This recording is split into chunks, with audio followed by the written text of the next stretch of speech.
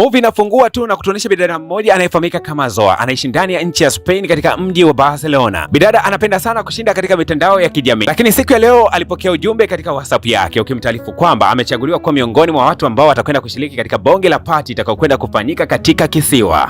Bwana matangazo ya party ambayo bidada atakwenda kushiriki ilikuwa ni noma na nusu, kwani kulikuwa kuna vibe la kutosha, kulikuwa kuna mayachi, vitu kama hivyo yani. Hata ningekuwa mimi kwa vibe hili la party, basi nisingekataa kabisa kuelekea huko, lakini kwa sababu neno ningejua hujaga mwisho wa safari, basi tuendelee kufuatilia likapu yetu ukiwa umegusa alama ya kusubscribe. Taarifa ya watu walikuwa wameandaa hiyo party wanasema kwamba wao walikuwa wanahitaji watu kama 100 kuweza kushiriki na idadi imekwisha kutimia. Basi bidada alikuwa very happy akiamini kwamba kwa idadi hiyo ya watu wengi, basi vibe itakuwa la kumwaga mpaka kumwagika. Basi moja kwa moja bidada Zoa akawa amemvutia waya rafiki yake anayefahamika kama Judith. Wakachukua taxi na kuelekea katika eneo ambalo location ilikuwa inasoma ambapo watakwenda kukutanikia, lakini ilikuwa kumbe ni eneo la kiwanda ambacho kimeweza kutelekezwa zamani sana. Na walipofika katika eneo hilo wakakutana na drone, na hizi drone zilikuwa zina vipaza sauti vinavyoweza kuongoza, na mwisho wa siku wakakutana na wenzao kama wote hivi, lakini ghafla tu mabasi fulani yakaweza kuonekana mbele yao na akawa wamekwea. Na tena vibe halikusubiri mpaka wafike kisiwani, bali ndani ya mabasi humo bana kikaanza kurushwa kigoma, na mwisho wa siku bana wakazidi kunywa na kulewa. Nakumbusha tu kwamba kuanzia mwanzo wa safari mpaka hapa wanapofika katika haya maeneo ya beach hawajaonana kabisa na mtu ambaye alikuwa anawaelekeza manually, bali maelekezo yote walikuwa wanapatiwa kwa njia ya SMS. Mbele yao wakawa wamekutana na yachi moja kubwa sana ya kifahari. Kwa wale ambao hawajui maana ya yachi, ni kama boti fulani hivi za kitalii ambazo zinatumikaga katika maeneo ya bahari na watu wanaendaga kupati sana wakiwa nazo hizo. Lakini wakiwa mlangoni tu kuingia ndani ya mayachi haya, masharti ilikuwa ni kwamba hutaki kabisa kuingia na kitu ambacho ni meto wala kuingia na simu. Kwa haraka pati hii ni kama haina utofauti sana na zile pati za pididi, kwa sababu na zenyewe ulikuwa uruhusiwi kabisa kuingia na simu. Lakini wakati wa kukabidhisha vitu, kuna bidada mmoja anayefahamika kama Afrika. Huyu bidada ni maarufu kweli kweli katika mitandao ya kijamii na amekuwa akiposti mambo mengi sana na wafuasi kama wote. Akasema kwamba anahitaji kuingia na simu yake kwa sababu atakwenda kurekodi matukio yote katika party. Lakini wakawa wamemkatalia na kumwambia kwamba kama anahitaji kwenda katika party, basi ni vyema angefuata masharti. Basi bidada ikabidi kukabidhisha simu yake, japokuwa ni kinyonge sana. Lakini wakati wa ukaguzi wakaja kugundua kwamba bidada Judith hakuwa amealikwa katika party hii, lakini yupo katika mkondo huu. Ikabidi bana waweze kumuuliza, wewe umealikwa na nani? Bidada akasema kwamba mimi nilipitiwa na Zoa tu akaniambia kwamba twende kwenye party. Basi miamba huwa wavunjaji kabisa utaratibu, wakataka kumfukuza bidada, lakini bidada Zoa akasema kuwa kama akifukuzwa huyu, basi na yeye pia anataka kurudi nyumbani. Hasa majamani kama wanafanya mawasiliano na wakuu wao ambao hatujabahatika kuwaona, na hawa wakuu wao walipoweza kuambiwa jambo hili wakasema kwamba Judith pamoja na bidada basi wanatakiwa kuelekea pamoja katika hiyo party.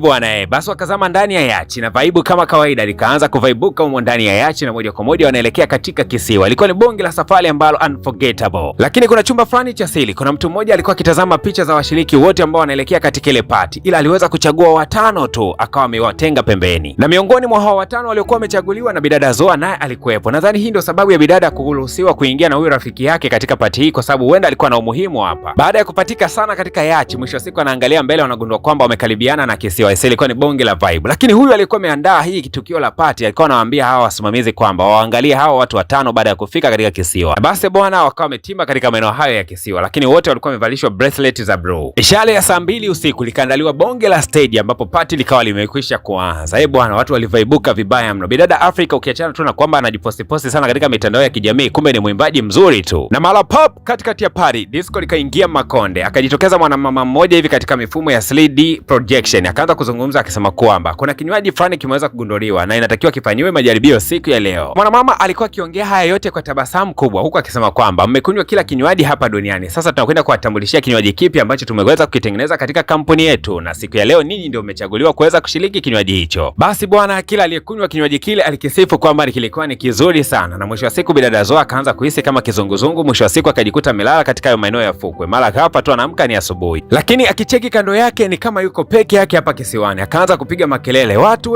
we jamani, mko wapi? Mwisho wa siku akajitokeza wengine kama 4 hivi, lakini wengine wote hawapo. Swali likaibuka ni moja tu, kwa nini tumebaki hapa katika kisiwa na tuko 5 peke yetu? Lakini kitu ambacho wanakumbuka ni kwamba walipoweza kunywa kile kinywaji na wakajikuta tu wameweza kulala na pasipo kuelewa nini ambacho kilikuwa kinaendelea. Wameamka wako 4 tu au 5. Kabla hata mjadala hujafika mbali, kuna ile drone ambayo iliongozaga mwanzoni ikawa imeweza kujitokeza na ikaanza kuongoza katika maeneo haya. Watu ambao walikuwa waoga sana pale mwanzoni wakajikuta wameanza kuvutiwa na haya mazingira, kwani kulikuwa ni kuzuri kweli kweli. Ile drone ikawasogeza mpaka katika maeneo ambayo ni makazi ya watu na akaweza kukutana na watu wapya kabisa huku. Akasogea mbele bidada mmoja akajitambulisha na kisha akasema kwamba karibuni katika bustani ya Eden. Katika eneo hili ni kama mbingu ya duniani. Awali tulikuwepo 53 tuliweza kuchaguliwa kuja kuishi katika kisiwa hiki, na sasa mmeongezeka ninyi 5. Basi naamini kwamba tutakwenda kuishi maisha mazuri kabisa katika maeneo haya. Na wakumbusha kwamba katika kisiwa hiki ni marufuku kufanya kazi, ni kula bata tu na kwenda mbele. Lakini kuna mwamba mmoja anayefahamika anayefahamika kama Eric akasema kwamba haulazimishwi kubakia hapa. Kama unakuwa hujavutiwa napo na unahisi kama maisha ya kule duniani ndio mazuri kuliko ya huku, basi unaweza ukarudi katika boti ambayo inakujaga hapa kuja kuchukua watu ambao wameona kwamba hapafai kuweza kuishi. Lakini huyu bidada akasema kwamba pia tunafurahi sana kuweza kuwakaribisha, lakini mtatakiwa kuendelea kuvaa hizo bracelet za blue ili watu waweze kutambua kwamba nyinyi ni wageni wa heshima katika maeneo haya. Sahawa wageni watano ili wasilete maisha ya kuzoeana sana, ikabidi kutenganishwa na kila mmoja akapewa partner wake mpya kuweza kuishi naye hapa katika kisiwa. Bidada Zoa alipangiwa mwamba mmoja wa kuweza kuishi naye anaitwa Nicholas. Lakini bidada mwingine anayefahamika kama Claudia alionekana kuwa ni muoga sana wakati wote. Bidada huku Zoa bana anamshangaa huyu jamaa na kuona kwamba ni kama jamaa limekaa kisexy sana hili. Lakini huyu bidada Claudia alipokuwa akitazama kitanda cha bidada Zoa akaona kuna herufi fani zimeandikwa CF. Akaanza kuzitazama sana zile herufi zina maana gani? Hasa miongoni mwa wale watano waliochimba katika maeneo haya anafahamika kama Odo. Alimweza kumuona mtu mmoja hivi alikuwa ndani ya chumba akipunga mkono hivi kwa nje. Basi mwamba Odo akawa amevaa viatu vyake na moja kwa moja akawa anaelekea huko ambako bidada alikuwa anapungia mkono. Ila ghafla tu ikajitokeza drone na kumwambia kwamba huu ni muda wa kulala, rudi ndani, fanya haraka sana. Kesho yake asubuhi sana hawa wageni watano, kwa sababu walikuwa hawana uniform, ikabidi kupatiwa uniform mpya kabisa ambazo zitakuwa zinafanania na hawa ambao walikuwepo hapa mwanzoni. Lakini wakati wa mazoezi mwamba Odo akaanza kuwafungukia wenzake kwamba jamani, mimi nahisi kama hawa watu wamekusanyika hapa ni kama kikundi cha watu ambao wanaabudu ama ni kikundi fulani cha watu ambao wanasali katika kanisa fulani hivi, kwa sababu kuna mtu alikuwa ananyoshia mkono sehemu sio alikuwa anaabudu sio alikuwa anafanya nini, lakini wakawa wamekosa majibu kwa sababu hakuna mtu akuweza kumuuliza maswali hayo. Mwisho wa siku bidada Zoa akaenda kumfuata yule mwanaume ambaye alikuwa anacheza na bidada Judy siku ya jana, akaanza kumuuliza kwamba bidada jana uliwezaje kuachana naye mpaka dakika hii leo yuko wapi? Hasa huyu mwamba Odo ni mtundu sana. Siku leo kama amechukua gari fulani hivi na anataka kutoroka katika haya maeneo ya kisi. Lakini kuna gari moja inayofanania sana na gari yake, kaanza kumfukuzia mwamba na mwisho wa siku akawa anamwambia kwamba ni hatari kukimbiza gari katika mwendo huo, unaweza kaumia au kafa, sio vizuri. Okay sawa, huko anaendelea kutabasamu. Akaambiwa kiustarabu kwamba naomba urudi katika maeneo yako ya kambi. Mwamba akaja kugundua kwamba huenda hii bracelet ndio iliweza kumfanyia tracking device, yani kana kwamba alikuwa anaweza kutazama kila sehemu anayoelekea kwa sababu ya hii bracelet. Huku kambini leo walikusanyika katika mfumo wa duara na wakaambiwa kwamba wako huru kuweza kuzungumza chochote kile, na bidada zamu yake ndio ikawa inaweza kufika. Zoa alipoulizwa nini unataka kuzungumza akasema kwamba nataka nirudi nyumbani kwa sababu ndani nikutane na rafiki yangu anayefahamika kama Jude. Oh, Zoa usihofu, utakwenda kukutana nao, ni kitu cha rahisi kabisa kwa sababu tunakuaga na likizo pia katika kambi yetu hii. Kwa hiyo kingine ambacho nacho cha kuzungumza, bidada akasema kwamba nina mamangu ambaye alikuwa anasafa sana kutokana na madawa ya kulevya. Huwa anaendaga kumtembelea katika kituo cha malezi kwa sababu anatakiwa kuacha hayo madawa ya kulevya na tumempeleka katika kituo hicho anafanywa malezi. Lakini pia nimemisi sana dada yangu. Kumbe wakati bidada haya yote anayazungumza, kuna mtu katika chumba cha siri anaandika kila kitu. Lakini dada yake na Zoa anayefahamika kama Gabi, huku upande wa pili akapokea bonge la keki, na hii keki ilikuwa na ujumbe kamili kabisa kutokea kwa bidada Zoa. Ila alipokuwa akisoma hii message akagundua kwamba kuna kitu kiko tofauti, sababu mdogo wake Zoa hajawahi kukosa kabisa birthday yake, lazima kuna shida hapa. Akajaribu kumpigia bidada Zoa lakini akashangaa kwamba bidada hapatikaniki kabisa. Bidada akapata hasira sana, akaingia katika chumba cha Zoa na kwenda kuvuruga kila kitu. Yani mdogo wangu mimi unakosa katika birthday yangu na nitumia message alafu eti na kupigia simu upokee, akatupatupa kila kitu. Huku upande wa pili bidada Zoa akawa ameshtuka sana, ni kama alikuwa anaota ndoto pia hili tukio. Lakini ile time anageuza tu macho yake akaweza kumwona dogo mmoja hivi alikuwa amesimama kando yake na alikuwa akimtazama sana. Inaonekana wakati zote alizokuwa amelala huyu dogo alikuwa akimwangalia. Lakini bidada alipoweza kutoka nje akashangaa kuona kwamba yule mtoto alikuwa haonekani kabisa. Siku ya kesho yake bana, zikaja taarifa njema ya kwamba siku ya kesho itakuja boti ambayo itatoa wasanii wote ambao wanataka kutoka katika eneo hili. Lakini mwamba Odo akasema kwamba mimi sijavutiwa kabisa na hili eneo kwa sababu ni kama kuna limit. Mimi nilikuwa nikiendesha gari ghafla tu akaweza kunizuia. Mimi sipendagi limit katika maisha yangu. Na wakati mjadala huo mzito unaendelea, wakaja kushtukia kwamba kuna wageni ni kama walikuwa wameingia ndani ya hiki kisiwa na walikuwa wameleta fulani mizigo. Wao katika mbili tatu kuunganisha doti wakaja kushtuka kwamba hawa wageni mpaka wameingia hapa ndani ya kisiwa lazima watakuwa wamekuja na boti. Wakawa wanafikiria kwamba waondoke na hiyo boti ambao wageni hawa wamekuja nayo, lakini wakaja kujifariji kwamba kwa sababu siku ya kesho boti inakuja haina shida. Lakini huyu mwamba Odo akasema kwamba jamani, nawasihi tuondoke na boti hii ya leo ambayo inakuja kubeba mizigo na kuleta mizigo hapa ndani. Nawaambia ukweli kabisa, huenda kesho tukakosa hiyo nafasi ya kuondoka katika hiki kisiwa. Lakini hakuna aliyeweza kumsikiza mwamba. Waliona kwamba jamani, kama na mapepe fulani hivi. Upande wa pili tunaonyesha bidada Zoa akiwa na mwamba Nicholas wanaendelea kudive katika maeneo haya ya kisiwa. Na kadri wanavyozidi kuzungumza sana ndivyo ambavyo uhusiano wao unazidi kukua zaidi. Kumbuka kwamba wazungu siku moja inatosha kabisa kwa wao kuanzisha mahusiano. Baada ya kutoka katika shughuli zenu, basi kama kawaida nyakati za jioni huwa wanakutanika hapa na kutengeneza duara na kisha kila mmoja anaendelea kuzungumza chochote kile ambacho anakipenda. Siku ya jana ilikuwa ni siku ya bidada Zoa kuweza kuyazungumza yote ya moyoni mwake. Na leo ilikuwa zamu ya bidada mmoja ambaye akaanza kueleza kuwa aliwahi kupitia madhira fulani hivi katika maisha yake katika kampuni baada ya kuweza kumripoti mtu mmoja alikuwa anachafua mazingira, kitu ambacho kikamsababisha yeye kubakia katika kampuni, lakini yule rafiki yake akafukuzwa kazi. Hii kitu ilimuumizaga sana, lakini ilikuwa ni ya kusaidia wa jamii. Huyu madamu msimamizi katika ile eneo la kisiwa akampongeza sana kwa kufanya jambo hilo, lakini akatangaza kwamba wale watano ambao wameweza kuingia wageni watakuwa na pati moja nzuri sana siku ya leo. Zile pati ambazo zinafanyika kwa mara ya kwanza kuwakaribisha watu wageni Spain katika maeneo yote yale, kama vile ambavyo ukiwa chuo unakaribishwa na mwaka wa kwanza unaambiwa welcome first year, kunakuwa na sherehe fulani hivi. Kila mtu alianza kujiandaa kwa kuchagua viwalo ambavyo atakwenda kuvifanya kati hizo za party, lakini mwamba mmoja tu alikuwa na wasiwasi na hakuwa anajiandaa katika kitu chochote kile, alikuwa ni mwamba Odo. Hasa unadhani nini ambacho kinaendelea ndani ya hichi kisiwa? Ni kusikubaki na mimi katika episode ya pili, itakwenda kutupa majibu. Episode ya pili kama unavyoweza kuiona juu kabisa hapo imeweza kujitokeza. Kisha